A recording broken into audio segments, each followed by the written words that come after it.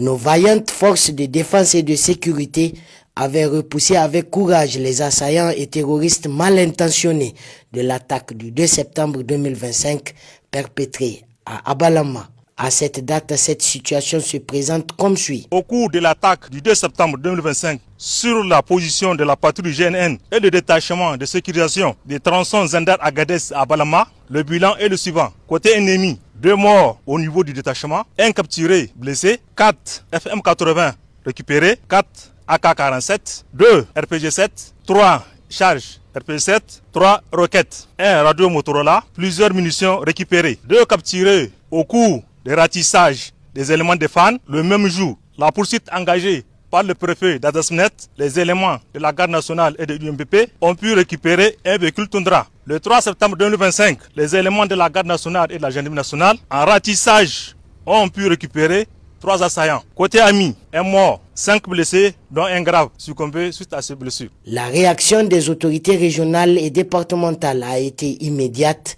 consistant à prendre des dispositions stratégiques. Au nom du chef de l'État, du président de la République, réitérer encore une fois de plus toutes nos félicitations à toutes les forces de défense et de sécurité, en particulier à la garde nationale du Niger, qui a vaillamment repoussé cette attaque et qui a pu engager une poursuite avec le préfet d'Aderbisnot ici présent, et avec également des éléments de l'UNVP, dont il faut saluer également l'engagement et le courage. Et cela a permis d'être sur la poursuite, d'être sur les traces de ces assaillants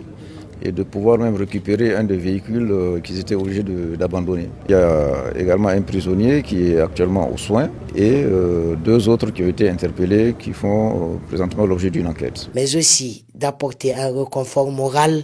ainsi que les encouragements et compassion des plus hautes autorités du Niger. Et donc nous avons tenu à effectuer ce déplacement pour d'une part leur apporter tout le soutien moral et adresser au nom du chef de l'État, le président de la République, nos félicitations et nos encouragements aux forces de défense et de sécurité pour la réaction qui a été très vigoureuse et qui a permis de mettre en déroute les assaillants qui sont venus à bord de 4 véhicules. Et je voudrais dire aussi que la poursuite a été engagée et le ratissage se poursuit pour pouvoir